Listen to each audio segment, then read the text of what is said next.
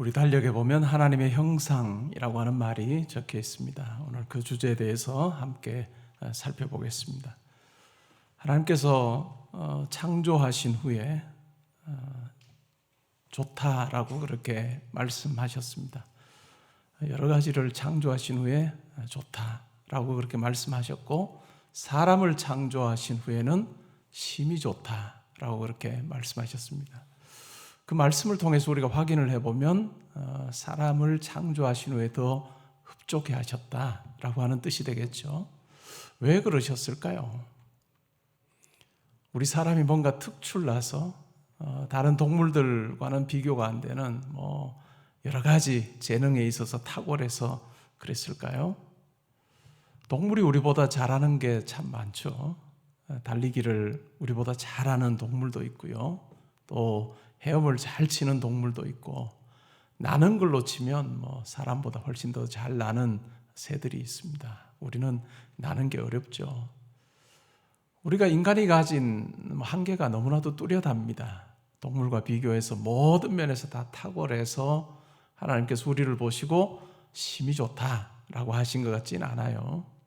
오늘 읽은 말씀에 보면 그 이유가 나옵니다. 1장 26절에 보면 이렇게 말씀하십니다. 하나님이 이르시되 우리의 형상을 따라 우리의 모양대로 우리가 사람을 만들고 그들로 바다의 물고기와 하늘의 새와 가축과 온 땅과 땅에 기는 모든 것을 다스리게 하자라고 그렇게 말씀합니다.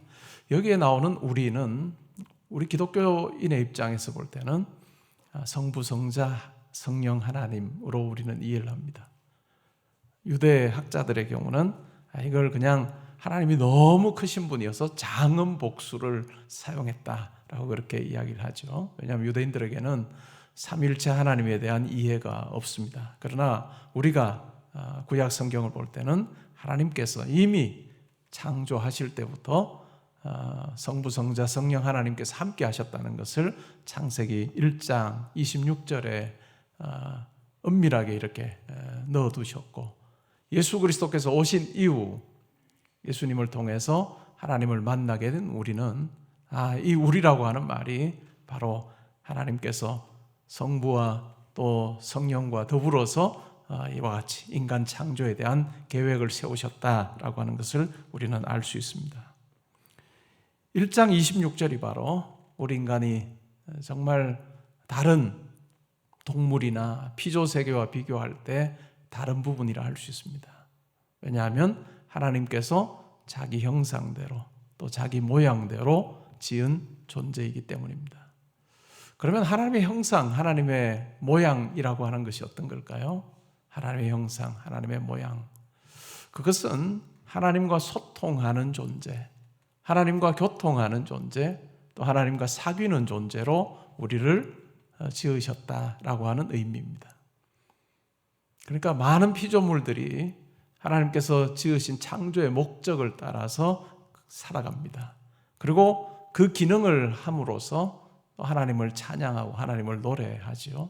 그러나 우리 인간은 하나님께서 우리 마음속에 또 우리 내면에 영을 허락하여 주셔서 그 영을 통해서 하나님과 소통하는 존재가 되게 하셨다는 것, 그것이 바로 특별한 이유라 할 수 있습니다. 아무리 어떤 동물이 정말 하나님을 기쁘시게 한다 해도 우리 인간이 하나님을 기쁘시게 하는 것과는 아주 다른 차원의 문제다라고 하는 것을 우리는 확인할 수 있습니다.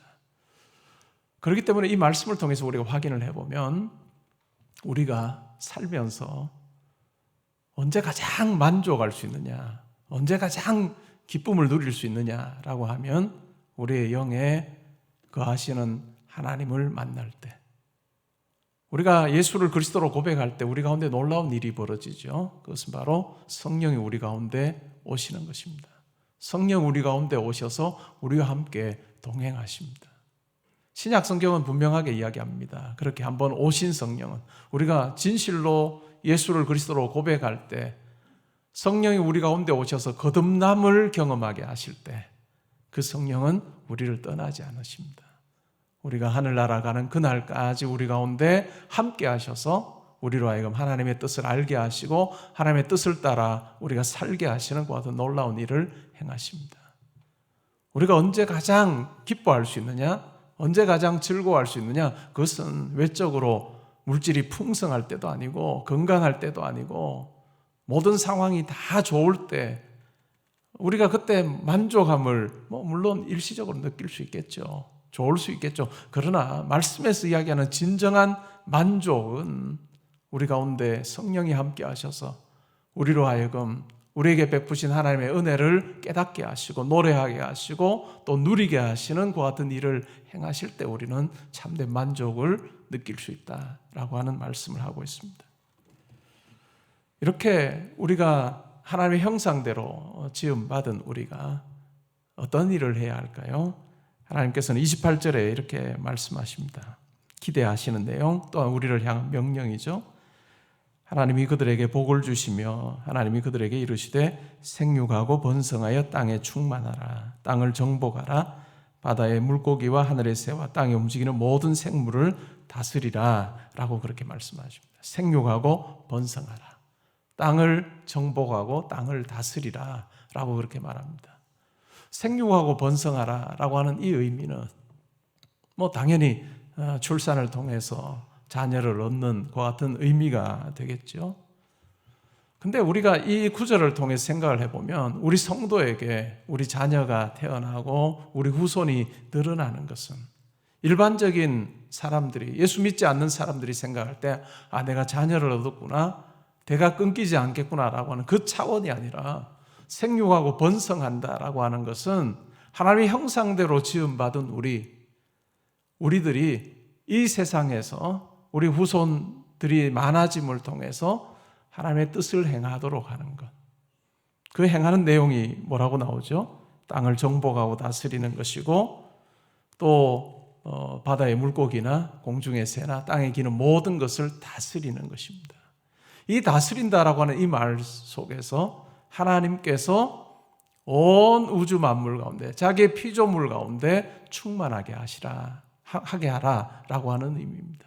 하나님께서 지으신 창조 세계에 하나님의 형상대로 지음받은 우리가 하나님의 뜻을 잘 아는 우리가 하나님께서 원하시는 것이 무엇인지를 피조 세계 가운데 피조물들 가운데 잘 드러내는 삶, 그것이 바로 우리에게 부여된 하나님의 형상대로 지음받은 우리에게 하나님께서 요구하시는 그 같은 삶이라 할 수 있습니다. 하나님으로 가득하게 하라. 그 일을 하나님의 형상대로 지음받은 우리에게 맡기셨다라고 하는 의미가 바로 1장 28절입니다. 우리가 이 구절을 문화명령이라고 부르기도 하는데 아니면 언약이라고도 우리가 이해할 수 있는 명령하셨을 뿐만 아니라 하나님께서 약속하셔서 이 일이 가능하게 하신다라고 하는 하나님의 함께 하심에 대한 약속이라 할 수 있습니다. 우리가 그 구약 성경을 보다 보면 참 신기한 내용을 하나 만나는데 하나님께서 가나안 땅을 이스라엘 백성들에게 약속의 땅으로 그렇게 허락하십니다. 그 약속의 땅에는 다른 민족들이 이미 살고 있죠. 근데 그 민족들을 쫓아내고 이제 하나님의 백성, 이스라엘 백성들이 그곳에 살게 하시는데 그때 묘사를 우리가 생각을 해보면 가나안 땅에 살던 그 민족들이 정말 하나님께서 기뻐하시는 것과는 상관없는 정말 잘못된 삶을 살았습니다. 악한 삶을 살고 하나님께서 즐거워하지 않은 모습대로 그들은 살면서 범죄하는 삶을 삽니다. 그러자 하나님께서는 그들을 그 땅에서 쫓아내시고 하나님의 백성이 그곳에 살게 하시는데 쫓아내시는 그 모습을 어떻게 그리고 있느냐 하면 땅이 그들을 토해내었다 이렇게 이야기합니다. 땅이 그들을 토해내었다. 하나님께서 만드신 그 땅에 하나님의 형상대로 지음받았지만 그 같은 모습으로 살지 못할 때 땅이 그들을 토해내게 하시는 그 같은 하나님의 역사가 있었다. 하나님의 손길이 있었다라고 하는 것을 우리는 기억할 필요가 있습니다. 마태복음 22장에 보면 바리새인들이 예수님께 나와서 예수님을 공경에 빠뜨리기 위해서 질문을 합니다. 세금을 내는 것이, 가이사에게 세금을 내는 것이 옳습니까? 로마 제국의 유대인이 세금 내는 것이 옳습니까? 라고 그렇게 질문합니다. 이 질문의 답에 따라서 예수님은 공경에 빠질 수밖에 없습니다. 흔히 생각하는 그 답, 내야 된다, 세금 내야지 라고 하면 유대인들이 굉장히 싫어할 것입니다. 압제당하고 있는데 그 나라에 세금을 내라 라고 하는 말을 하신다면 유대인들이 굉장히 싫어할 겁니다. 만약에 세금 내지 않아도 된다라고 하면 어떻게 될까요? 로마 정부로부터 반역자로 예수님은 찍힐 수가 있습니다. 이렇게 답하거나 저렇게 답하거나 다 힘들 수밖에 없는 그 상황으로 예수님을 몰아갑니다. 그러자 예수님께서 뭐라고 이야기하십니까? 너에게 동전이 있느냐? 동전 한번 보여라. 동전 위에 뭐가 새겨져 있느냐라고 그렇게 물으시죠. 로마 황제의 그 얼굴이 새겨져 있습니다. 가이사가 새겨져 있다라고 할 때 예수님께서 뭐라고 말씀하십니까? 가이사의 것은 가이사에게, 하나님의 것은 하나님께 드려라 라고 그렇게 말씀합니다. 그 동전, 그것으로 세금 내라 라고 하는 의미가 되겠죠. 근데 그것만이 아니에요. 뒤에 이 문장, 이어나오는 이 말이 참 중요합니다. 가이사의 것은 가이사에게, 하나님의 것은 하나님에게 드려야 된다라고 하는 이야기입니다. 하나님의 것이라고 하는 것이 어떤 의미일까요? 하나님의 형상대로 지음받은 우리를 이야기합니다. 하나님의 형상대로 지음받은 우리 인간은 하나님께 마땅히 드리는 삶을 살아야 된다. 자기의 삶을 드리고 하나님께서 주신 것을 가지고 하나님을 영화롭게 하기 위해서 사용해야 된다라고 하는 말씀을 하고 계십니다. 죄로 인해서 우리의 형상이, 하나님의 형상이 깨집니다. 근데 하나님께서 자기 아들 예수를 이 땅에 보내셔서 우리와 같은 모양으로 보내셔서 십자가에 달려 죽게 하심으로 우리 가운데 깨진 형상을 회복시키십니다. 우리가 하나님의 형상을 가시적으로 누구를 통해서 가장 분명하게 알 수 있을까요? 바로 예수 그리스도를 통해서 분명하게 우리는 확인하게 됩니다. 예수 그리스도는 하나님의 본체 형상이다 라고 그렇게 성경은 이야기합니다. 예수 그리스도께서 이 땅에 오셔서 하나님의 형상으로 지은 인간이 어떻게 살아야 정말 하나님께서 기뻐하시는 삶이 되는가라고 하는 것을 아주 분명하게 보여주셨습니다. 예수님이 이 땅에서의 삶을 우리가 요약을 해보면 어떻게 하면 하나님을 기쁘시게 할 수 있을까? 어떻게 하면 하나님께서 나를 통해서 이 땅에 이루시기를 원하시는 그 일을 내가 잘 감당할 수 있을까라고 하는 그 마음으로 섬기셨던 것을 우리는 잘 알고 있습니다. 우리는 예수를 닮는 자로 또한 우리가 부름받았습니다.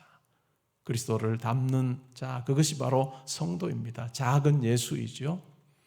예수님께서 그분의 삶을 통해서 하나님을 잘 드러냈던 것처럼 하나님의 형상대로 지음받은 우리 또한 하나님을 잘 드러내는 삶을 살아야 할 것입니다. 중요한 부분은 뭘까요?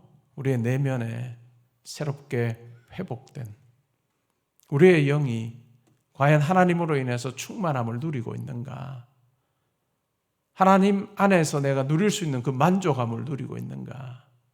하나님이 나에게 주시는 그 생명을 내가 누리고 있는가?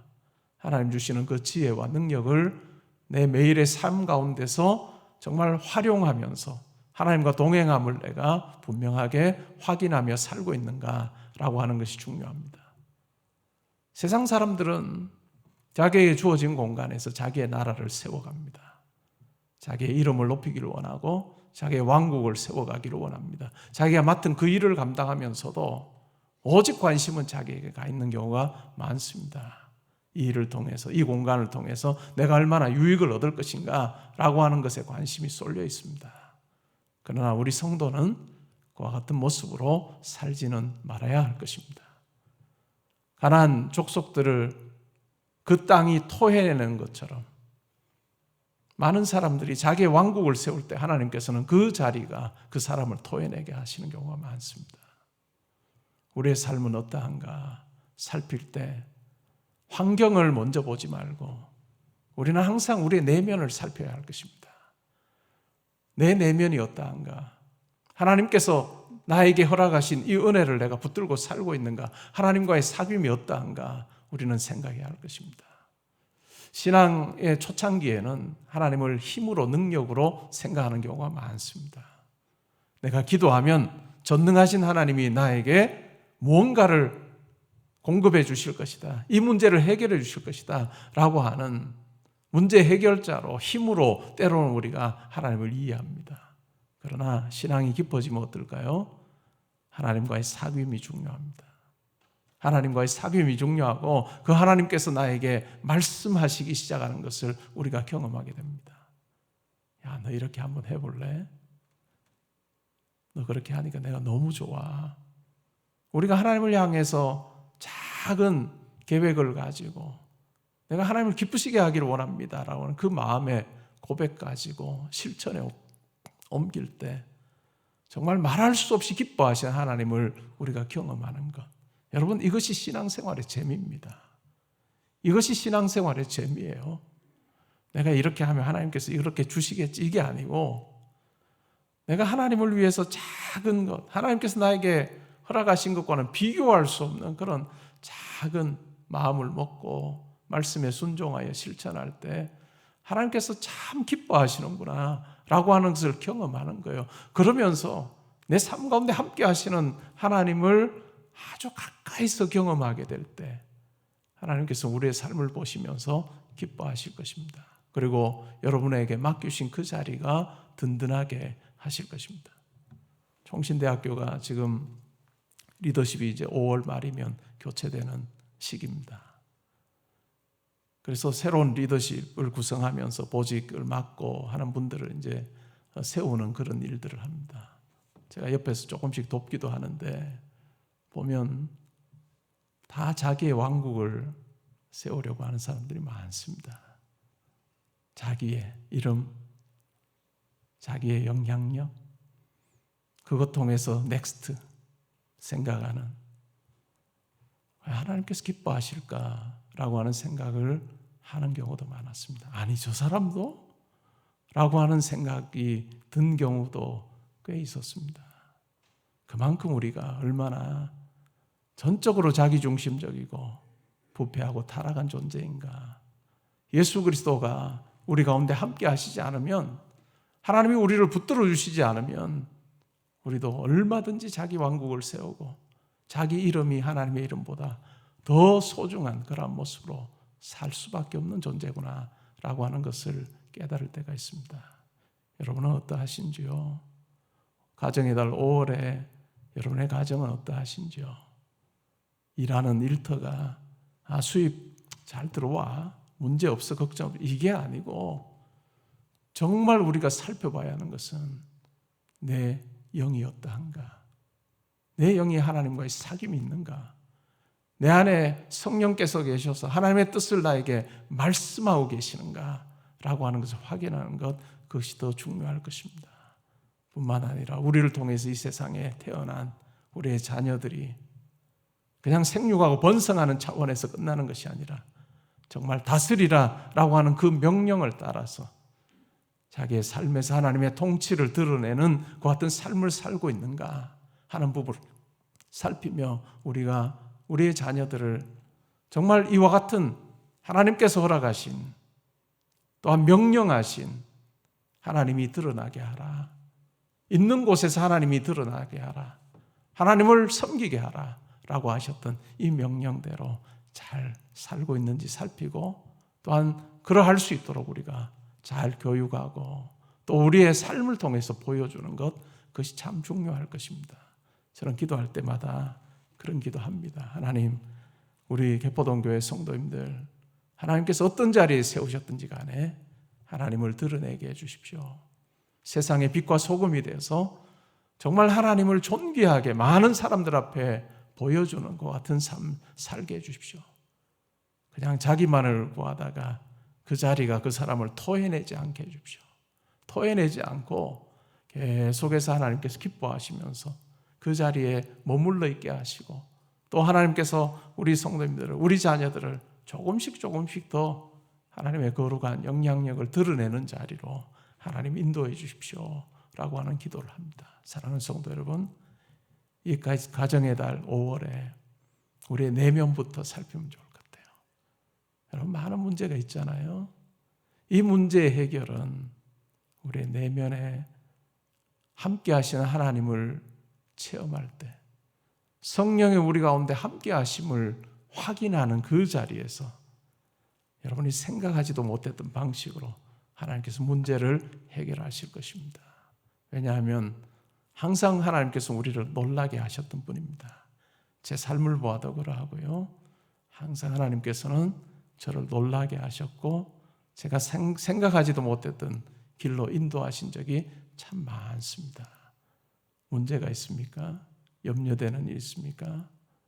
그 문제 가지고 먼저 하나님 앞에 매달리기 전에 여러분의 내면을 잘 살펴보시고 그 가운데 부어주신 은혜로 인해서 문제보다 훨씬 더 크신 하나님을 여러분들이 신뢰하고 그러할 때 붙들어 주신 하나님을 경험하는 우리 모든 성도님들 되시기를 주님의 이름으로 축복합니다. 제가 한번 기도하겠습니다. 하나님 아버지, 감사합니다. 저를 아버지의 형상대로 지으시고 우리가 있는 곳에서 하나님을 드러내는 다스리는 삶을 우리에게 명령하셨음을 생각할 때 또한 명령하셨을 뿐만 아니라 감당할 수 있는 또 힘과 지혜도 약속하신 것 생각할 때 감사를 드립니다.